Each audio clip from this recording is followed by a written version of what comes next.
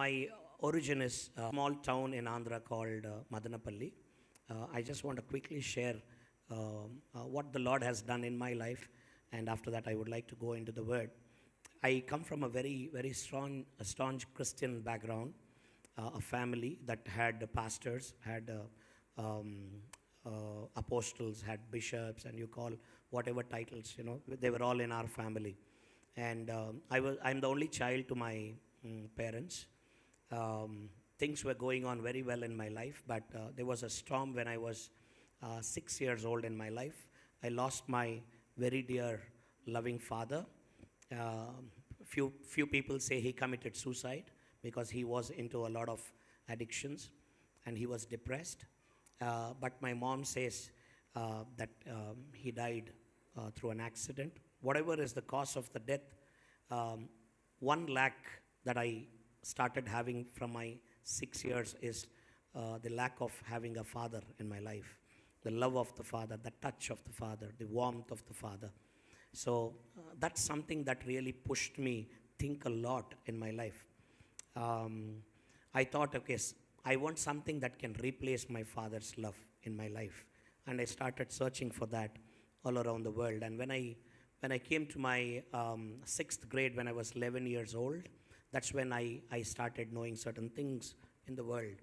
And that's when I fell very badly in my life in a very young age. When I was 11, I started smoking. It started off with it started off like a very small habit, but it actually became an addiction for me. I became a chain smoker, smoking about 30, 40, 50 cigarettes a day. And I got so addicted to it for about an year. And then when I came to my 7th grade, when I was 12 years old, I started tasting alcohol. Even that also started like a very small habit. But for the next 4 years, my 7th, 8th, 9th, and 10th grades, I became an alcoholic. It was to an extent where I was fallen on the roads and drunk, and seen everywhere in my hometown. I used to go drunk to the church. I come from a CSI, Church of South India background, and I used to go drunk to the church, to the choir, to the singing, to the youth meetings, to the youth retreats. I somehow was so much addicted that I used to have a kind of a shivering when I don't drink. I used to crave for alcohol, in a very young age. And I started analyzing when I was 15 whether these two things helped me in getting my father's love in my life, but those two didn't help me out. So that's when I fell in love with another person, and then I went and proposed. I said, I love you, and she said, I don't love you, and I was depressed. I said, I don't have my father's love, I don't have this love in this world, so why should I live? So that's when I came to a situation where I wanted to kill myself. I gulped about 30 or 40 sleeping pills, and I wanted to kill myself.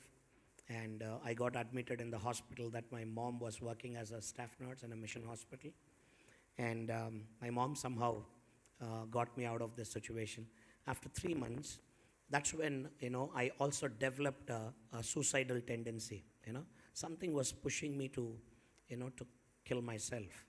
Something was back in my mind saying that you're good for nothing. I think you need to end your life. After 3 months, I gulped, this poison that they put for the crops. They call it Enrin, pesticides. Yeah. So I gulped a little bit of that. And then my throat was burning and I was screaming and shouting. My mom took me to the same hospital. She got my stomach clean, and somehow at the end I came out alive. After 3 months, I wanted to kill myself again. Okay, all this were happening in a span of 9 months.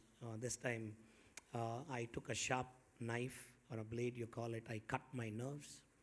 I wanted bleeding to happen without anyone knowing, but I couldn't take that pain, and I started screaming, and someone saw me. They got me admitted in the hospital. So all these 3 attempts weren't successful. So I became very rebellious. I became restless. I became annoyed about my own life. And that's when my friendship, my companionship went into wrong hands. I started mingling up with the local rowdies. I thought, at least I can forget, by being a rebellious guy, that I don't have my father. So in my 10th grade, I want you to listen to this. In my 10th grade, I had to run away from my hometown, Madanapalli, for 3 months. I was hiding in a place because Evangelist Joel and Bob, those days, was the 5th convict accused in a murder case. And I had to run away. I was involved into an attempt to murder case, and I had to run away. For 3 months, I was hiding somewhere. I was studying in a very, very good Roman Catholic Christian school in Madanapalli, a very reputed school. I was the only convicted student in their entire history by then. So they had rusticated me, they had terminated me from the school. And my family had to pay a huge amount to the police or whatever, and they took my name out of the case. And then my mom asked me to come back just before my exams. So my mom had to literally fall on the feet of the sister there, who was the principal, and beg for the hall ticket. And somehow they got it. They paid a huge money again to the Board of Education. And I wrote my exams. I came out with flying colors. I passed in about first class, or I don't know what, good marks. So people thought, okay, this guy's life is changed. There's a huge transformation in his life. So that was what people were thinking, but things didn't work the way people thought. Even my mom knew, that definitely there's some good thing happened, but I don't want my son to be here in this hometown, because I was already involved in a couple of cases by then. So my mom sent me very far from my hometown. She sent me to a place called Anantapur. That's where Sam comes from, Brother Sam comes from. So they put me in a boarding college. So my next 5 years, I was in Anantapur studying my plus 2 and my graduation. That's where the worst things happened in my life. The worst of the worst things happened in my life. When I came to my 11th, I was just 16 by then. That's when I kind of abused my body. I got into addiction of pornography. I got into prostitution. I did things that anyone wouldn't probably dare to do in that age. But I was so addicted that it was a daily affair. Things that I could not get out of love from a girl, I wanted to get it by throwing out money. That's the attitude that I had. I became very rebellious. I never listened or heard anyone's advice, because I was so rebellious. And during those time in Anantapur, I think Brother Sam knows, there was one particular gang which was quite famous and notorious. I got involved with them. I became a part of them, and by then I had multiple cases on me running, and I was in a room separately in a accommodation for the whole of that 16 years. My life was pretty bad. And when I came to my plus 2, that's the worst of the worst happened in my life. I got into drugs. I started taking injections. I started taking weed, ganja, bhang, brown sugar. You call anything under the sky, I started taking them. I took a separate accommodation, a room which was filled with medicines and injections. No one could even dare to come inside. I was so much intoxicated and influenced by drugs that I had to at least have about 12 hours of sleep after I take those injections. I abused my body with drugs. My body bloated up. My face was looking abnormal.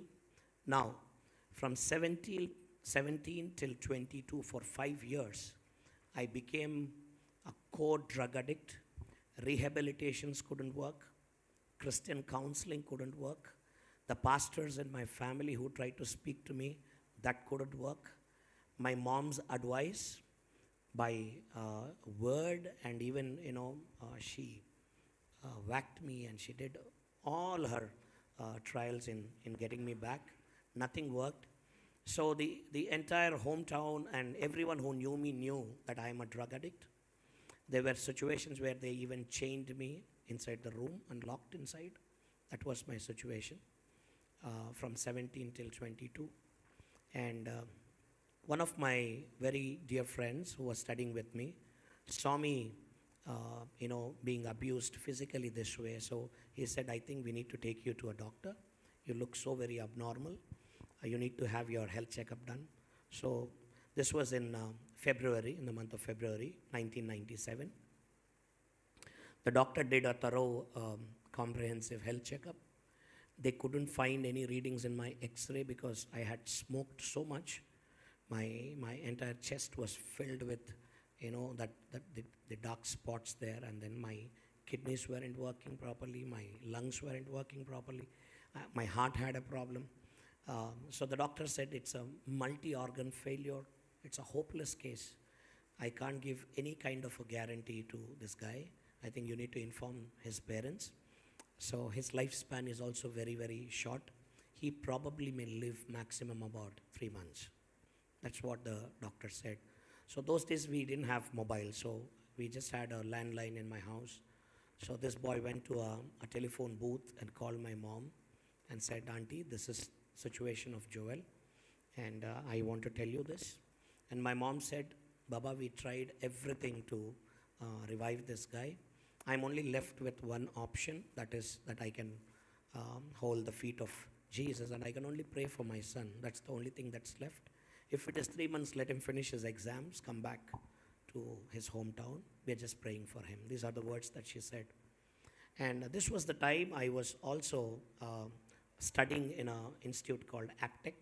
Those days Aptech and NIT were just booming up.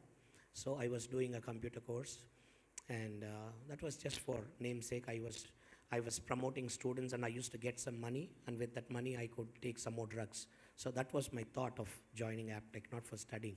So I was on the stage singing secular songs, movie songs, and dancing. And there's one guy sitting in the audience, and he was also a student of Aptech. His name is Samuel Raj. You know him. Sarayu's brother, Thammudu. Samuel Raj, he was sitting. He was an EU student. How many of you know EU ministry? Yeah, Evangelical Union. They work among the students in the universities and colleges.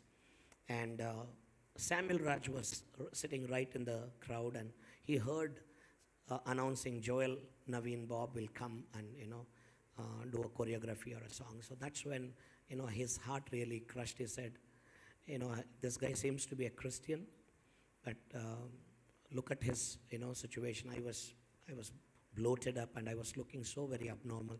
So that's when he started praying for me, and he became a good friend of mine. And slowly he started trying to share the gospel. Okay, then that's when I said, Sam, let's not cross the line. Let this friendship be just the friendship. I don't want you to, tell me all these things, because I know I come from this kind of. So I was very proud that I come from that kind of a family background. So I rejected the gospel when my friend shared. So he went back, prayed for some time, came back, and this was at the end of February. He said, Joel, I have a good news for you. I know you love music. I know you love singing and dancing, music. So we have a camp that's happening in one of the boys' junior college in Anantapur. It's a prayer camp. We're going to have a wonderful music. We're going to have a good choir. We're going to have a singing team. So why don't you come? You'll enjoy that singing and the music. I said, okay, just for that I'm going to come. Don't force me anything in that meeting. So I took my bag except my Bible. I packed about 10 cigarette packets, about 10 quarter bottles. Only few people will understand what I'm saying. Okay? And I had, a kind of a powder, drugs that I used to take. I packed them in small little packets, and I kept all my stuff ready for the next 3 days. And all the 3 days I was smoking. During the breaks, I used to go out and smoke, drink. I used to take my drugs all the 3 days. 3 రోజులు ఇవన్నీ తీసుకొని ఉన్నా. I was there. Okay. Last day, at the end of the session, they being a gospel ministry, they have to end with the altar call. That's their thumb rule of EU, right? So there was an evangelist standing here. His name is PC Joshua. He's from Maidukur. And he stands here and he says, before we close this meeting, I want to ask you a question. Is there anyone sitting in this hall? There were about 700 people plus people sitting in the hall. And he said, is there anyone in this hall who doesn't know Jesus as your personal Savior? So I want you to stand up. If you are that person, come to the altar. We want to pray for you. I want to pray for you. I was sitting at the last bench at the end corner. And when this guy said first time, Anna said first, I called first time, it didn't really, really didn't encourage me to stand. But the second time he said the same thing. It didn't really matter for me. But the third time, listen to this. PC Joshua doesn't know me. I do not know PC Joshua till that date. Samuel Raj doesn't know my background. He only knows that I'm influenced with certain habits. That's all. He doesn't know my background at all. I never shared anything with Sam. But the evangelist says this the third time. I was shocked to hear this. He says, Telugulo cheptanu, English lo kuda cheptanu. He said, is there anyone here who's longing for your father's love in your life? Is there anyone here who have lost your father's love in your life? ఇక్కడ ఉన్నటువంటి వారిలో ఎవరైనా మీ తండ్రి ప్రేమను పోగొట్టుకున్నటువంటి వారు ఉన్నారా? తండ్రి ప్రేమ కొరకు ప్రాకులాడేవారు ఉన్నారా? తండ్రి ప్రేమ కొరతగా కలిగినటువంటి వారు ఎవరైనా ఉన్నారా? ఇక్కడ ఉన్నట్లయితే మీరున్న చోట నుంచి లేచి నిలబడి ఆల్టర్ దగ్గరికి రండి, నేను మీ కొరకు ప్రార్థన చేస్తాను అన్నాడు. If you are that person who is longing for father's love, I want you to stand up and come to the altar. I want to pray for you. This word shook me. I was under the influence of drugs that time. I was in that kick, I was in the trance, but something shook me up at that time. Those words, father's love, the lack of father's love. He said, I want to introduce you to a person who will fill that gap in your life, who will take that place, and his name is Jesus. నువ్వు కోల్పోయిన నీ తండ్రి ప్రేమను నీకు ఇవ్వడానికి నేను ఒక మనిషిని పరిచయం చేయాలని ఆశపడుతున్నాను. ఆ తండ్రి ప్రేమను ఇవ్వడానికి నీ జీవితంలోకి వచ్చేటువంటి వ్యక్తి యేసుక్రీస్తు అన్నాడు.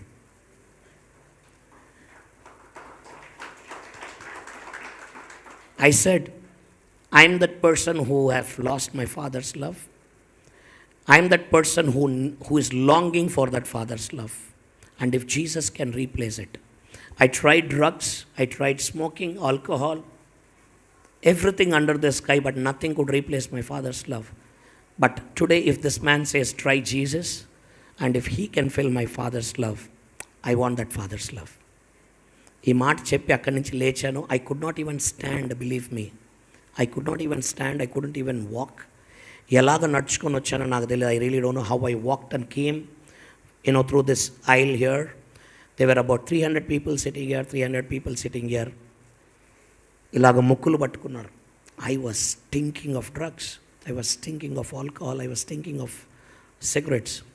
వాసన కొడుతున్నాను అప్పటికి, and people were looking at me, who is this guy? చూస్తున్నారు. కొంతమంది భారంతో ప్రార్థన, few people are praying with so much of burden, and this man stands here and waits for me. I walk and come to the altar. బలిపీఠం దగ్గరకు వచ్చాను, alter దగ్గరకు వచ్చాను. No volunteers came to me and asked me to do anything there. No one prompted me to do anything there. ఎప్పుడైతే alter దగ్గరకు వచ్చానో ఎవరు అడగకనే, no one prompted me, but all of a sudden my knees went down onto the floor. ఆటోమేటిక్గా నా మోకాళ్ళు నేలకి ఒరిగిపోయాయి. ఎవరు అడగలేదు. No one asked me. I lifted both my hands up in the air. ఎప్పుడైతే మోకరించి రెండు చేతులు పైకి ఎత్తానో, the minute I did this, I fell flat on the ground. I fell flat on the ground. This is my father's photograph. I hardly have any memories of my father. ఈ మాట ఎందుకు చెప్తున్నానో తెలుసా? That half an hour I was rolling on the floor crying as if someone is dead in front of me. మా నాన్న చనిపోయినప్పుడు ఏడవలా నేను. Night around 1 o'clock they brought his postmortem చేసిన బాడీ తెచ్చారు.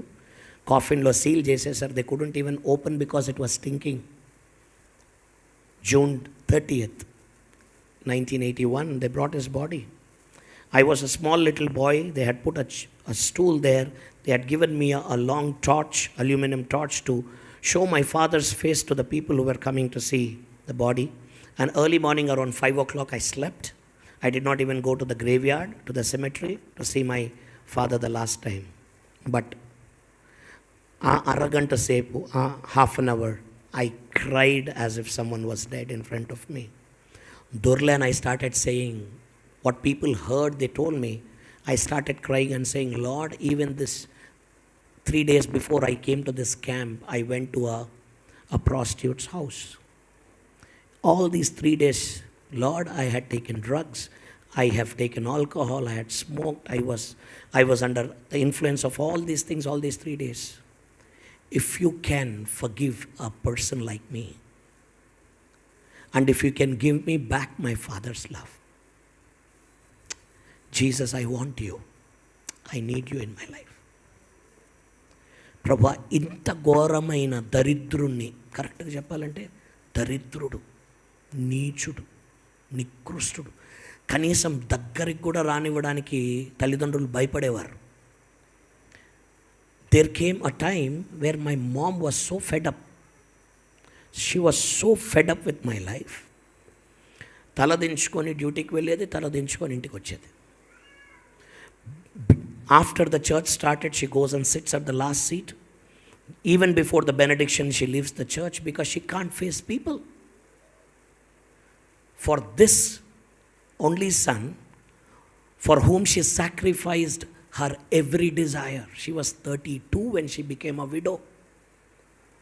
When she lost my father, she was 32. Beautiful. Beautiful among the people that I've seen. My mother, my grandfather asked her, why don't you get married again? My father's father asked her, why don't you marry again? You know what she said? She said, I can get a husband in my life, but I can't give a father to my son. నా కొడుకు నేను తండ్రిని ఇవ్వలేను, నాకు భర్త వస్తాడేమో కానీ నా కొడుకు నేను తండ్రిని ఇవ్వలేను.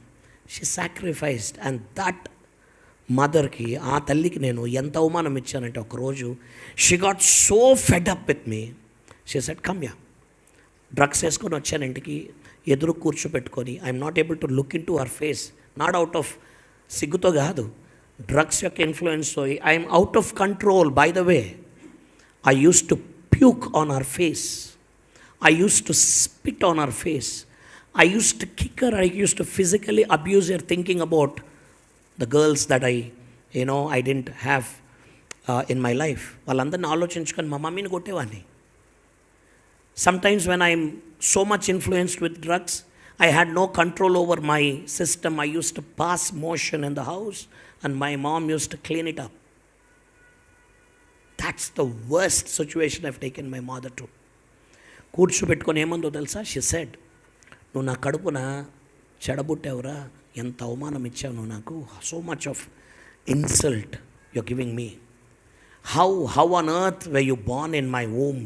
I wish you were dead. Your younger brother was 3 months and he died. I wish you were not born as a son to me. Those were the words this mother used because she was so fed up. I started crying and rolling on the floor. ఒక అరగంట తర్వాత లేచాను. I got up. I came back to my senses. I was trying to see what happened. జోబిలో తడుముకున్న, I felt something is there in my pocket. I brought it out. It was a cigarette packet. I had something in my left pocket. I removed. I had a bottle of alcohol, a quarter bottle. వెనకాల జోబిలో ఏదో ఉన్నట్లు అనిపించింది, బయటికి తీసాను. I had small little drug packets. You know to what extent my drug addiction went to? When I had money, I had all expensive drugs. When I had no money, I went to an extent of buying a whitener, a liquid, put in the kerchief, whitener దొరుకుతుంది కదా, whitener దీంట్లోకి, liquid దీంట్లోకి వేసి, I used to sniff that. That gives me at least about 5 hours. అది లేకపోతే Benadryl cough syrup, 2 bottles of cough syrup, I used to gulp. That was my, craving for drugs. లేచి నిలబడ్డాను, drugs కనపడ్డాయి, quarter bottle ఉంది, cigarette packet చేతిలో ఉంది, వాటిని అలాగ చూస్తూ నిలబడిపోయాను. I started staring at them. I forgot, I did not remember what it was, what they were. I went, took straight and put them into a dustbin. I came back to the altar. The entire crowd stretched their hands, and this man of God, he put his hand on my head and he made me do a confession prayer, accept Jesus as my personal Savior.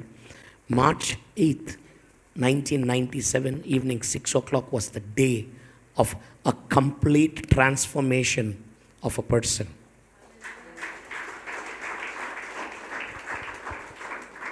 A core drug addict who was fallen on the streets near the municipality dustbins. The doctors who declared that his life is going to be just about 3 months when he was 22, stands in front of you today. I am 49, lifted up by Jesus, serving the Lord, traveled 48 nations to share the gospel for his glory.